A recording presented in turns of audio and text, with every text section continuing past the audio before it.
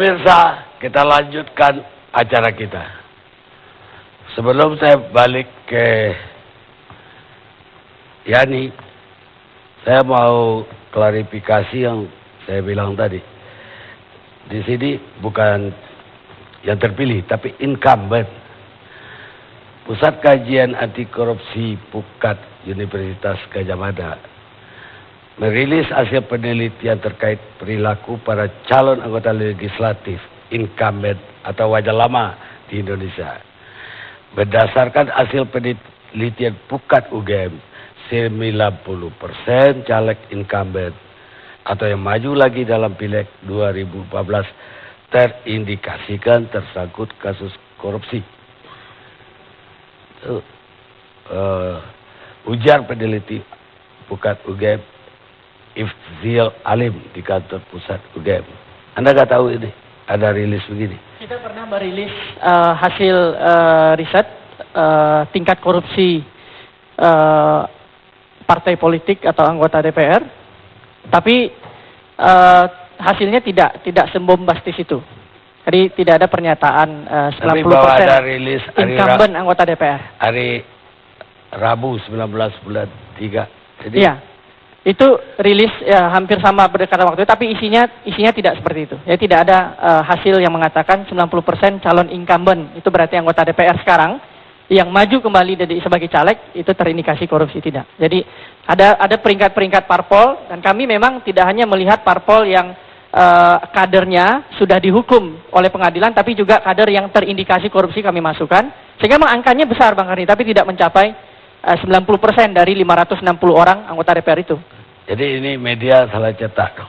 Saya tidak tahu ya. Saya tidak tahu. Ya nih. Pertama tentunya asumsi itu ya kan, kalau diklopkan kepada diri saya kan, karena itu kan asumsi. Kita lihat dalam bentuk yang lebih nyata. Kalau dianggap bahwa saya tidak pro pemberantasan korupsi, saya adalah orang yang kira paling banyak melaporkan dugaan tindak pidana korupsi, khususnya di dapil saya. Khususnya di dapil saya ini ada saksinya, ini kakanda saya, Anwar Fuadi itu. Kalau indikasinya partai politik, P3 tidak ada satupun kader P3 yang dipanggil terindikasi melakukan tindak pidana korupsi. Di DPR kita 38 orang. Kalau itu indikasinya partai politik. Kalau indikasinya pengurus, P3 juga pengurus-pengurusnya juga tidak ada. Jadi saya kira asumsi itu tidak bisa digeneralisir sedemikian rupa, ya kan? Nah, saya ingin kembali lagi, Bang Karni, pemilu ini adalah kejahatannya itu ada dua menurut saya. Tapi dalam satu tahapan saya bisa mentolerir, karena ini di depan mata. Sorry saja, Bawaslu, Panwaslu tidak bisa mengambil langkah dan tindakan. Money politik ini kan sudah terang benderang, masuk di televisi, kok partai politik itu melakukan, terungkap sedemikian rupa, dan ini begitu masif dilakukan sedemikian rupa. Saya kena begitu masif, akhirnya permisif melihat seperti itu ya. Sudahlah maklum. Kalau ada istilah, Bang Karni sekarang ini, ada istilah serangan satu hari sebelum hari H, itu kalah dia dengan serangan pada malam hari, serangan maghrib. Serangan maghrib ini dia akan kalah dengan serangan yang namanya Isya. Serangan Isya ini dia akan kalah dengan serangan yang namanya serangan subuh. Ya kan? Serangan subuh ini akan kalah dengan serangan duha. Ya kan? Serangan duha itu adalah mereka yang duduk menunggu siapa yang akan memberikan di TPS-TPS itu untuk membayar mereka. Ini real, ini fakta. Kita tidak boleh bagaikan onta yang menyembunyikan kepalanya tapi belakangnya kelihatan. Ini fakta yang terjadi demokrasi kita pada hari ini. Yang kedua, saya membuat sistem betul dalam pemilu ini karena saya ikut merancang undang-undang ini bagaimana mengantisipasi kejahatan-kejahatan pemilu itu. Dalam konteks personal saya buat server, Bang Karni.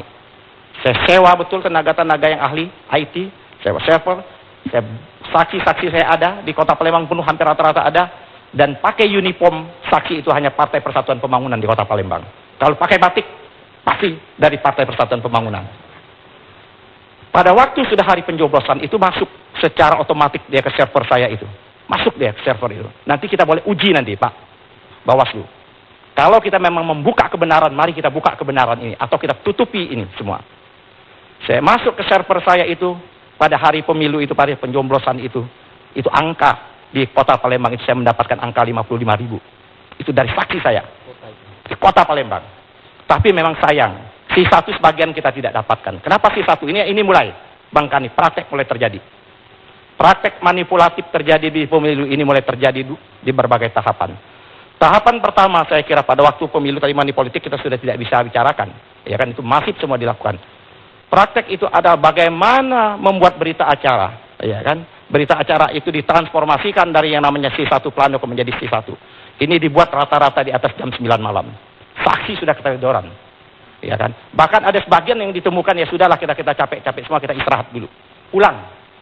Tapi penyelenggara mengerjakan ini. Saksi ini dengan lugu ya pulang. Besok baru diambil. Itu seperti itu. Mulai terjadi perubahan. Ini perubahan yang pertama. Dari C1 plano, ya kan? C1 plano ke menjadi C. Pak Bawaslu, di kota Palembang, di beberapa kabupaten itu ada daerah-daerah yang tidak memakai C1 plano. Saya punya fakta dan bukti. Dia ganti dengan kertas karton, dia tulis di papan bor itu, papan tulis itu. Fakta, dilaporkan. Seharusnya pemilu itu tidak bisa dilaksanakan. Kalau kita taat aturan. Tapi itu terjadi, tetap saja dilaksanakan. Di beberapa kecamatan, di salah satu kabupaten. Nah, sudah terjadi perubahan ini Bang Karni. Ini kan malam hari. Kita juga tidak bisa juga membayangkan mereka petugas di TPS ini. Mengantarkanlah ini ke PPS. Dulu kenapa kita mendesain RU ini? Karena kebetulan saya ini termasuk anggota Pansus. Karena kita duga, kita tenggarai pada waktu fakta bahwa tingkat kecurangan itu terjadi di PPK. Kita ingin balikkan kembali di PPS. Ternyata ini masa rentang waktu yang cukup panjang ini membuat kecurangan itu semakin masif terjadi. Di PPS terjadi perubahan. Dari TPS ke PPS terjadi perubahan-perubahan. Kita tidak tahu lagi C1 mana yang asli, mana yang cloning. Karena di fakta dibuka di Sumatera Selatan saya kira Pak Nasrullah menyaksikan di pleno terakhir, ini penyelenggara pemilu mengakui, bahkan ada anggota DPD mengatakan tangkap orang ini. Ya kan di pleno tangkap, buka itu nanti di paripurna nanti di KPU pusat. Itu terekam semua. Saya yakin Bawaslu merekam kejadian-kejadian itu. Ya kan? Nah, terjadi ini perubahan-perubahan yang cukup signifikan di PPS.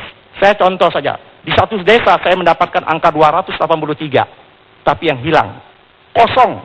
Bahkan ada di suatu kecamatan itu P3 itu kosong. Seolah-olah orang P3 di sana, kader P3, pengurus P3, saksi P3 sudah goib semua di telan bumi. Tidak ada lagi seperti itu. Ya, Mas. Terjadi di PPS, di PPK, ini fakta ini. Ini fakta yang sudah saya laporkan juga kepada Pak Muhammad. Pak Muhammad, akhirnya saya ketemu dengan Pak Nasrullah. Mengajak deal, Bang Karni. Kejahatan ini saya kira harus ditangkap. Mereka lupa bahwa ini bukan pelanggaran pemilu. Menawarkan harga dengan saya ini. Saya ini anggota Komisi 3, saya teriak-teriak anti korupsi, anti suap menyuap. Dia berani menawarkan. Bang katanya, ini di beberapa PPK, abang boleh populer, abang boleh tiap malam, bahkan jangankan 1 minggu sekali keluar di LC, tiap detik abang keluar di LC itu juga tidak pengaruh. Seperti itu. Tiap detik katanya seperti itu. Yang pengaruh itu adalah pulpen kami, seperti itu. Boleh abang banyak suara di TPS, tapi rekap belum tentu ada kan, seperti itu. Nah oleh karena itu, tapi mereka juga, kami tidak suka juga kalau abang tidak ada di parlemen, tidak ada di DPR, tidak ada orang nggak rame juga DPR, tapi kami tetap inginkan abang ini ada. Nah oleh karena itu bang ini katanya, dia jujur, suara ini sudah sebagian terjual. Suara sebagian sudah terjual. Dia sebutkan partai ini membeli, caleg ini membeli, partai ini membeli, caleg ini membeli. Itu sudah saya laporkan semua seperti itu. Sekarang ini tinggal hanya beberapa lagi bang suara. Saya tanya, tinggal berapa suara yang bisa terjual tersebut? Abang terlalu sombong katanya. Abang terlalu percaya diri, sok populer katanya. Iya kan? Abang tidak pernah mau mengikuti nasihat-nasihat adik-adik ini seperti itu. Ya sekarang suara itu tinggal ya sekitar paling banyak 30 sampai 40 ribu lagi bang. Saya tanya, terus apa maksudnya? Bang Karni ada hitungan. Ada quick count, ada real count, ada real cash.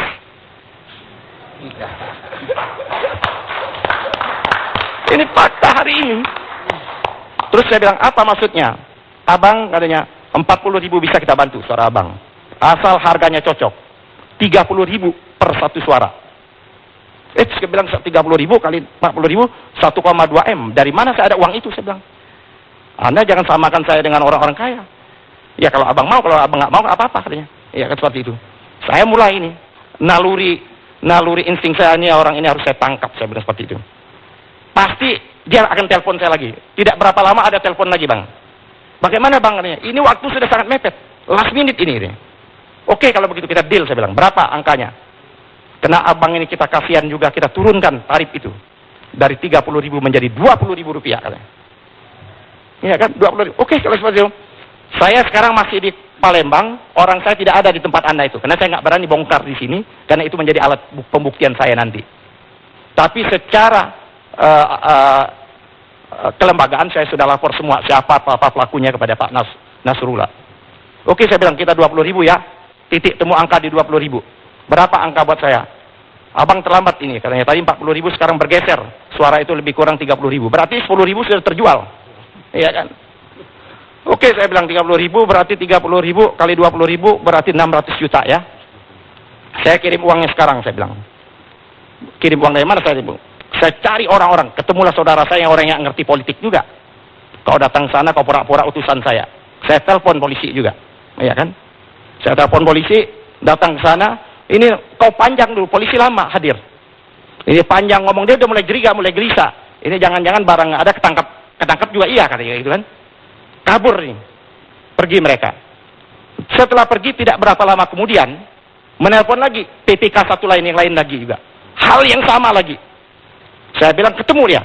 Kelompok berunding, dilihatnya ada kayak polisi, dia kabur juga. Itu fakta itu sudah saya laporkan. Saya polisi sudah saya tangkap orang itu, saya bilang.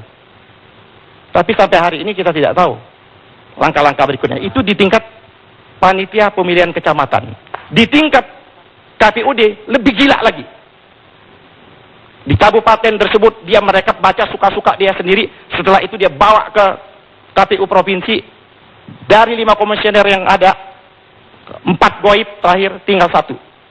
Kabupaten itu yang sampai saat ini bermasalah. Beliau lihat hampir di dapil saya itu bermasalah. Permasalahan-permasalahan itu semua. Itu dari tingkat-tingkat kecurangan yang dilakukan. Belum lagi bagaimana kepala-kepala daerah yang memobilisasi. Melakukan penekanan kepada struktur pegawaian. Mereka menggunakan yang namanya C6, mobilisasi orang. Orang dimobilisasi untuk memilih. Begitu banyak. Laporan itu juga sudah lengkap juga kepada Panwas. Maksud ada bupati dan wali kota gitu? Ya, bupati pejabat di sana itu. Iya kan? Memobilisasi. Kalau tidak, ganti atau dipindahkan. Karena keluarganya ada mencalonkan. Dia ingin memenangkan partainya pada daerah-daerah tersebut. Saya punya fakta-fakta dan bukti-bukti itu semua. Saya tidak tahu, Bang, beberapa hari yang lalu dari caleg dari partai tersebut menangis di depan saya. Saya bilang, salah lapor kau bilang. Kau lapor ke partaimu aja. Tidak, saya akan bongkar kejahatan-kejahatan ini. Saya buat laporan-laporan itu kepada Bawaslu. Jadi, kalau kita melihat ini, asumsi apa yang disampaikan tadi, masyarakat di bawah itu nggak peduli. Toko ini kata pro korupsi, apa toko ini korupsi, tidak peduli. Siapa yang mampu membayar, itu yang menang sekali ini. Ya kan? Dia bayar orang, dia bayar penyelenggara. Persoalan saya bukan masalah terpilih atau tidak terpilih. Itu sudah menjadi nomor 2, nomor 3 buat saya. Tapi yang bagaimana kita membongkar. Ini bisa masih diatasi, masih bisa. Saya kira untuk membongkar ini kalau kita ingin membuka topeng-topeng, kita tahu nih partai mana yang betul-betul bermain, partai mana. Kita buka topeng ini kalau demi Indonesia. Mari Bawaslu dukung. Buka yang namanya kotak suara yang namanya C1 Plan. Konsekuensi logisnya kita bawa kotak suara. Ya buka kayak di Senayan di sana. Lihat itu semua. Kalau terjadi diskualifikasi. Tidak hanya orangnya tapi partai politiknya juga harus didiskualifikasi. Seperti itu. Tidak bisa dibiarkan ini Bang Karni. Saya melapor kepada beliau. Ini tahapan berikutnya ada Pilpres. Kalau penyelenggara pemilunya masih seperti ini dia akan mengalami lagi. Karena tidak pernah ada hukuman yang jelas. Sekarang yang namanya PPK di satu kabupaten itu sudah hilang. Dicari tidak tahu di tempatnya. Pak Nasrullah, ini rawan di Sumatera Selatan. Pak Jimli Asidiki, sebelum pemilu dia sudah memetakan. Ini lampu merah di kabupaten ini lampu merah di kabupaten ini, lampu merah di kabupaten ini. Jadi saya ingin mengakhiri saja pembicaraan ini. Nanti dianggap saya ini kena marah-marah berdasarkan data sekarang nggak terpilih. Bukan itu. Saya tidak pernah marah-marah seperti itu. Iya kan? Saya hanya setiap saya menerima telepon, setiap saya menerima SMS dari masyarakat Sumatera Selatan, mereka tidak percaya. Kok nggak terpilih? Bang Yani, panggilan saya ini kalau di Sumatera Selatan Kuyung. Kok Kuyung nggak terpilih? Kok Kuyung nggak terpilih? Saya bilang doakan, ya kan, kita tegakkan kebenaran dan keadilan ini. Nah, oleh karena itu ada beberapa rekomendasi saya kira saya ingin sampaikan pada malam hari ini. Rekomendasi yang berikutnya tentu perbaikan undang-undang, ya kan. Rekomendasi pertama saya kira Bawaslu harus tegas betul. Saya sudah memberikan apresiasi betul kepada Bawaslu Pusat ya, Pak Nasrullah. Saya angkat tangan. Tapi Bawaslu, Panwaslu, Provinsi dia kawin dengan penyelenggara pemilu dan kawin dengan konsisten itu. Perkawinan segitiga ini poliandri politik. Jadi kalau poliandri ini bukan aja ada poliandri, ya kan, poligami di perkawinan, tapi ada poliandri dan poligami politik, ya kan. Pengawas yang seharus mengawasi yang selalu temanya Bang Karni, pengawas dengan pelaku lembaga bersatu apa jadinya? Pengawas sudah bermain, menyocok-nyocokkan, pelaksana juga penyelenggara main, konsisten dan yang namanya caleg-caleg bermain. Ini yang harus diputuskan ini. Negeri ini terlalu mahal. Terlalu mahal, ratusan triliun, puluhan triliun uang kita habiskan untuk pemilu kali ini. 171 triliun. Tapi kalau kita menghasilkan nanti pemilu yang tidak bermakna, pemilu yang hanya basa-basi, pemilu yang hanya performa, pemilu yang hanya prosedural, rakyat juga yang menderita. Oleh karena itu langkah yang harus dilakukan Bawaslu. Memberikan rekomendasi betul nanti pada rapat-rapat pleno di KPU. Tidak ada jalan lain kalau kita ini. Ya, konsekuensi logisnya kalau memang ini molor, buat perpu presiden. Karena kan batas waktunya sudah ditentukan undang. Perpu memperpanjang, buka kotak suara dan buka yang namanya C1 plano. Baru ketahuan seperti itu. Baik, saya sekarang mau menguji, benar gak ini Sumatera Selatan daerah yang tadi calon Demokrat Siapa Karim? Anwar Buhadi. Anwar Buhadi, aktor besar. Tapi tetap kalah. Kalah karena ada tanda kutip. Kenapa? Sebentar Bang Karni. Sesuai dengan pertanyaan Bang Karni, apa yang dikatakan oleh adik saya Ahmad Yani itu benar. Saya lihat Sumatera Selatan itu mengerikan, terus terang Bang Karni.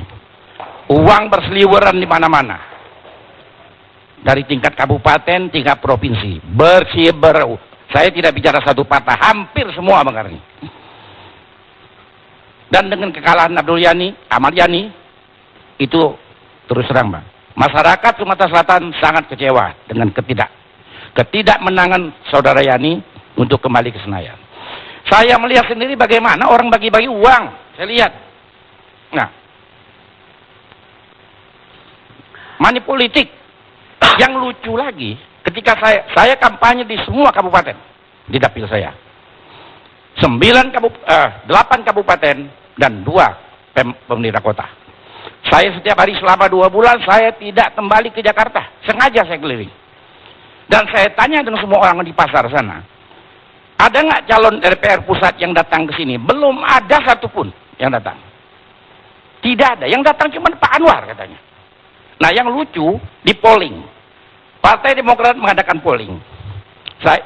Kemudian Golkar mengadakan polling.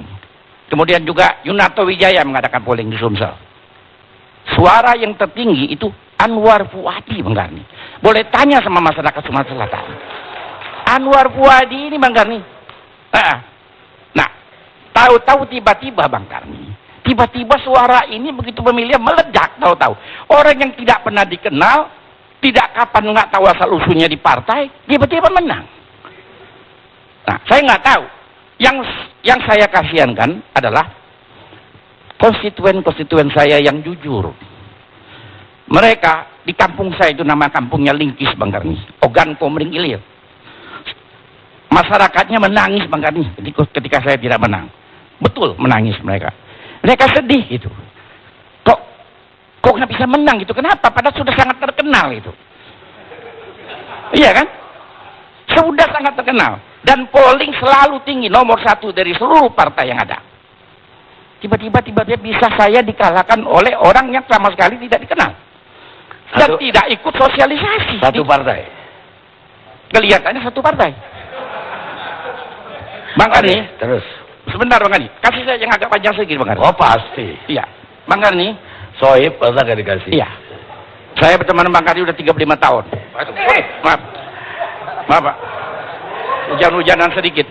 Bawaslu saya sekali perlu juga dapat pelajaran. Soal di daerah nggak benar banyak.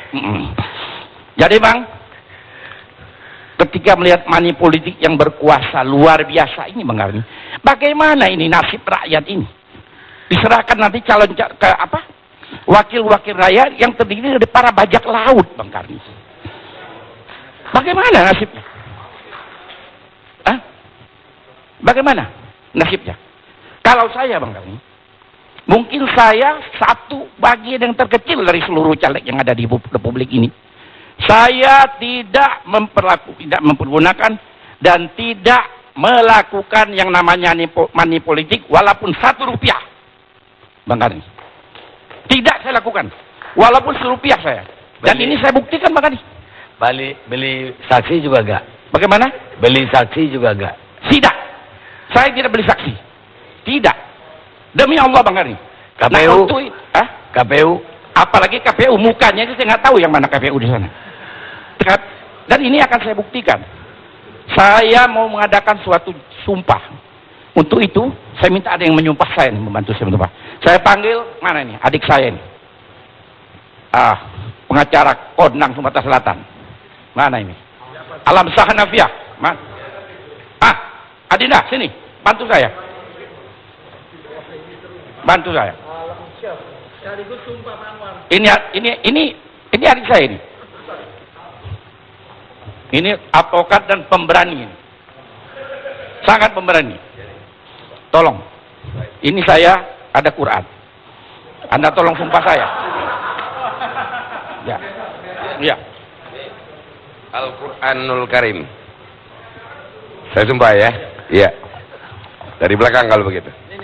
Masing-masing punya mic. Ya, masing-masing.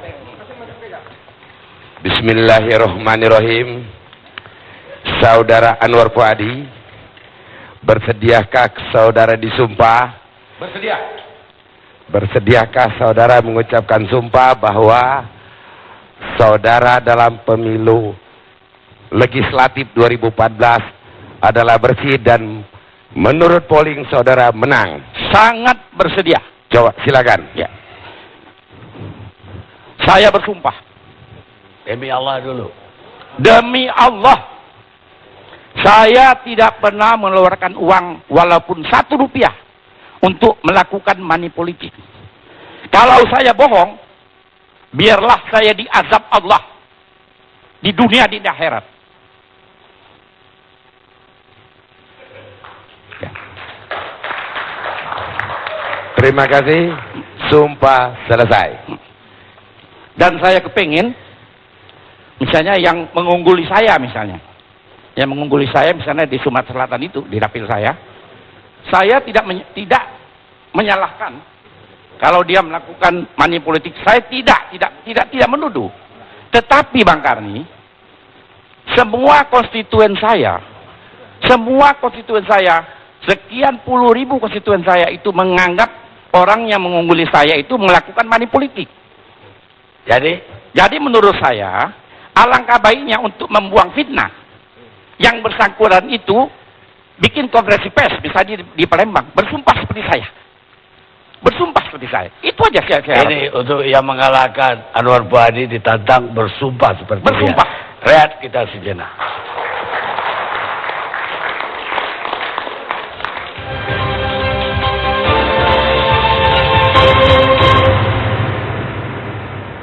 SC Shampoo and Hair